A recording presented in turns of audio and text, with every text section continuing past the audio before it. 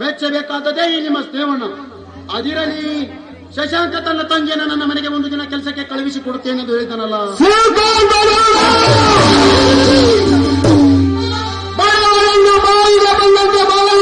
ನನ್ನ ಕೋಪ ವಿಕೋಪ ತರುವುದು ಜ್ಯೋತಿ. ನೋಡ, ನೀನು ಅನ್ಯಾಯದಿಂದ ಹಣವಂತನಾಗಿ ಮೆರೆಯುತ್ತಿರಬಹುದು, ಆದರೆ ಕಷ್ಟಪಟ್ಟು ಬೆವರ ಸುರಿಸಿ ಸಿರಿವಂತರಾದವರು ಇದ್ದಾರೆ ಈ ಸಮಾಜದಲ್ಲಿ. ನನ್ನಂತೆ ಬಡವರ ಕಣ್ಣಲ್ಲಿ ನೀರು ಸುರಿಸಿ ಬಂದರೆನಿಸಿಕೊಳ್ಳುವ ಚಂಡರು ನಾವಲ್ಲ. ದುಡಿತವೇ ದುಡ್ಡಿನ ತಾಯಿ ಎಂದು ದುಡಿಮೆಯಿಂದ ಜೀವನ ಸಾಗಿಸುವ ರೈತರು ನಾವು. ನಿನ್ನ ಹಾಗೆ ಭೂಮಿ ತಾಯಿಯನ್ನು ಮರೆತ ತಾಯಿಗೆ ನೆನೆಸಿಕೊಳ್ಳುವ ಚಂಡರು ನಾವಲ್ಲ. ದುಡಿತವೇ ದುಡ್ಡಿನ ತಾಯಿ ಎಂದು ದುಡಿಮೆಯಿಂದ ಜೀವನ ಸಾಗಿಸುವ ರೈತರು ನಾವು. ಗೌಡ, ನೀನು ಕೊಟ್ಟದ್ದು ಕೇವಲ 5,000. ನಾನು ಶಶಾಂಕನಿಗೆ ಕೊಟ್ಟಿದ್ದು 5,000 ಅಲ್ಲ, 15,000. ಸಾಲ ತೀರಿಸಲು ಬಂದು ಬಿಟ್ಟ ಈ ಕಲಿಯುಗದ ದಾನ ಶೂರಕರ್ಣ. ಗೌಡ, ನೀನು ಶಶಾಂಕನಿಗೆ ಕೊಟ್ಟದ್ದು 15,000ವಲ್ಲ, ಕೇವಲ 5,000. ಅಸಲಿಗೆ ಬಡ್ಡಿ ಸೇರಿ 15,000. ಬೇಕಾದ್ರೆ ಅವನೇ ಸಾಕ್ಷಿಯಾಗಿ ಮಾಡಿರುವ ಈ ಸಹಿ ಪತ್ರ. ಹೀಗೆ ಹೇಳ್ತೀವೋ ಭಿಕಾರಿ. ಸಾಲ ಕೊಟ್ಟು ಸುಳ್ಳ ಸಹಿ ಮಾಡಿಸಿಕೊಂಡು ಬಡ್ಡಿಗೆ ಚಕ್ರ ಬಡ್ಡಿ ತಿನ್ನುವ ಬಡ್ಡಿಯ ಮಗನೇ.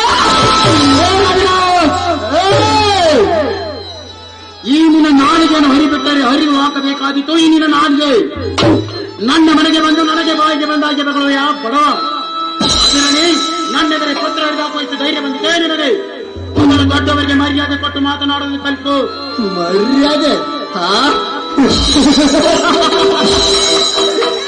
ಅದು ನನ್ನ ಬಂಧನಿಗೆ ಮರ್ಯಾದೆ.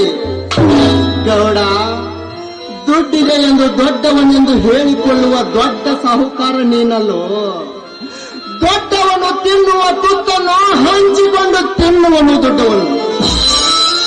ಕಷ್ಟ ಬಂದಾಗ ಕರುಣೆ ತೋರಿ ಕಣ್ಣೀರು ಹಾಕುವನು ದೊಡ್ಡವನು. ಬಡವರನ್ನು ಅರ್ಥೈಸಿಕೊಂಡು ಕಹಿ ಸಿಹಿಗಳನ್ನು ಹಂಚಿಕೊಳ್ಳುವನು ದೊಡ್ಡವನು. ದುಡ್ಡಿನ ಬೆಲೆ ಗೊತ್ತಿಲ್ಲದೆ ದುಡ್ಡಿನ ದರ್ಪದಲ್ಲಿ ದೌರ್ಜನ್ಯ ತೋರುವ ದೊಡ್ಡವನ ಮಗ ಜಿಶಾನೇನು. ಬಡವರ ಹಣವನ್ನು ಎತ್ತಿ ಹರಾಮಿ ದುಡ್ಡಿನಲ್ಲಿ ಹಣ್ಣೀರನಾಗಿ ಮೆರೆಯುತ್ತಿರುವ ಹರಾಮ್ ತೋರ್ ನನ್ನ ಮಗ ಜಿಶಾನೇನು.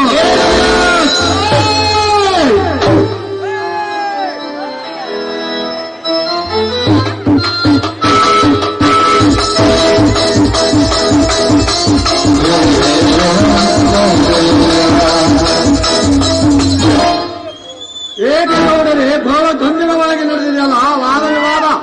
ಬಾ ವಿಕ್ರಾಂತ್, ಇದೆಲ್ಲ ಹಾಗೆ ಇದ್ದದ್ದೇ ಅಲ್ವಾ? ನೀನು ಕೋಲ್ಕತ್ತಾದಿಂದ ಬಂದು ಸುಸ್ತಾಗಿರ್ಬೇಕು, ಒಳಗಡೆ ಹೋಗಿ ರೆಸ್ಟ್ ತೆಗೆದುಕೋ. ಆಯ್ತು ಗೌಡರೇ, ಹಾಗೆ ಆಗಲಿ.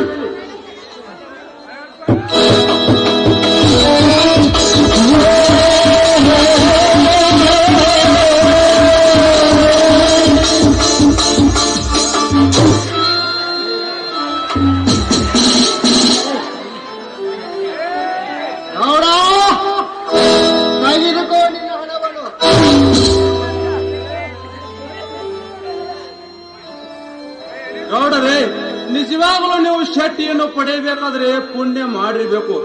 ನನಗೆ ಶೆಟ್ಟಿ ಸ್ವರ್ಗ ತೋರಿಸಿಬಿಟ್ಟ ಈ ಶೆಟ್ಟಿ.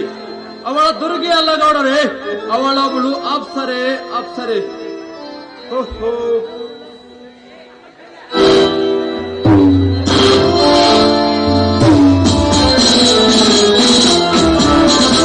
ಈ ಶೆಟ್ಟಿಯನ್ನು ಮಾತು ಕೊಟ್ಟ ಅಂದ್ರೆ ಇವ್ರ ಮುಗಲ ತೋರಿಸಲ್ಲ ಬಿಡಂಗ ಇಲ್ಲ, ಹಂಗ ಮಾಡಿ ತಗೊಂಡ್ಬಂದ.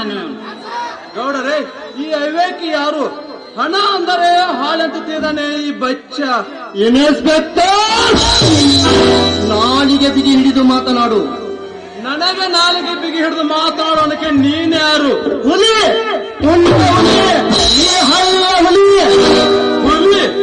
ಹಳ್ಳಿಯ ಹುಲಿ ಸುತ್ತಮುತ್ತಲಿನ 10 ಹಳ್ಳಿಗೆ ಅಲ್ಲ, ಗಂಡು ಹುಲಿಯಾಗಿರುವ ಈ ನಮ್ಮ ಪುಂಡ ಗೌಡರುವಾಗ ನೀನ್ಯಾವ ಹುಲಿ? ಗೌಡ್ರೆ, ಇವನ್ ಯಾರು? ಇವನು ಆ ಶಶಾಂಕನ ಸ್ನೇಹಿತ. ಅವನ ಸಾಲ ತೀರಿಸಲು ಬಂದಿರುವ ಈ ಕಲಿಯುಗದ ದಾನ ಶೂರಕರ್ಣ ರವಿರಾಜ್ ಅಂತ. ರವಿರಾಜ್, ನೀನಾ? ಬಡವರ ಬಂಧು ಅಷ್ಟೇ ಅಲ್ಲ ಕಣೋ, ನಿಮ್ಮಂತ ಕುಕರ್ಮಿಗಳ ಪಾಲಿಗೆ ಯಮನಾಗಿ ಬಂದ ಧರ್ಮ ಸಿಂಧು.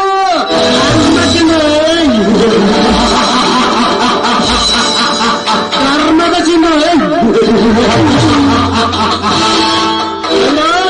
ಇದು ಧರ್ಮದ ನಾಡಲ್ಲ ಮಗನೇ, ಧರ್ಮದ ಕಾಡು.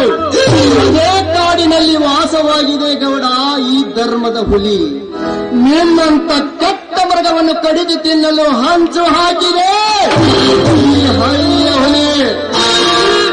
ಹುಲಿ ಹುಲಿ ಎಂದು ಹೊಗಳಿಕೊಂಡರೆ ಒಂದು ದಿನ ಬಲಿಯಾಗಿ ಹೋಗುವೆ ಈ ಸರ್ಪದ ಕೈಯಲ್ಲಿ ಸಿಕ್ಕು. ಸುಮ್ಮನೆ ಸಾಲ ಬಿಡು, ಹೊರಟು ಹೋಗಿಬಿಡು. ಅವನ ಸಾಲ ನಿನ್ನ ಕಡೆಯಿಂದ ತೀರಿಸಲಾಗುವುದಿಲ್ಲ.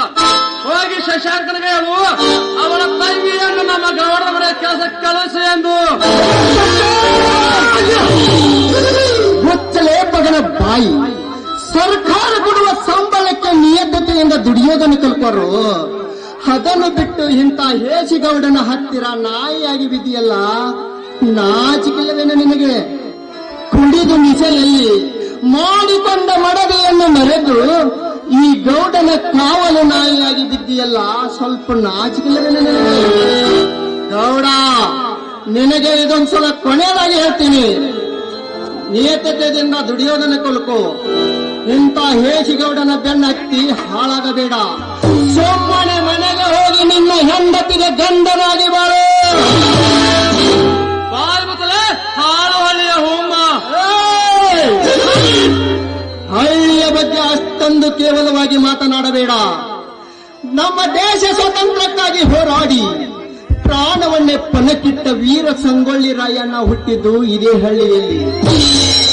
125 ಕೋಟಿ ಭಾರತೀಯ ಭದ್ರತೆಗಾಗಿ ಕಾರ್ಗಿಲ್ನಲ್ಲಿ ಮಡಿದು ಹೋದ ಚೋಳಚಗುಡ್ಡದ ಶಿವಬಸಪ್ಪ ಹುಟ್ಟಿದ್ದು ಇದೇ ಹಳ್ಳಿಯಲ್ಲಿ.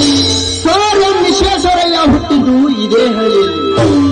ನಿಮ್ಮಂತ ಕುಕರ್ಮಿಗಳ ಪಾಲಿಗೆ ಯಮನಾಗಿ ಬಂದ ಈ ರವಿರಾಜ್ ಹುಟ್ಟಿದ್ದು ಇದೇ ಹಳ್ಳಿಯಲ್ಲಿ.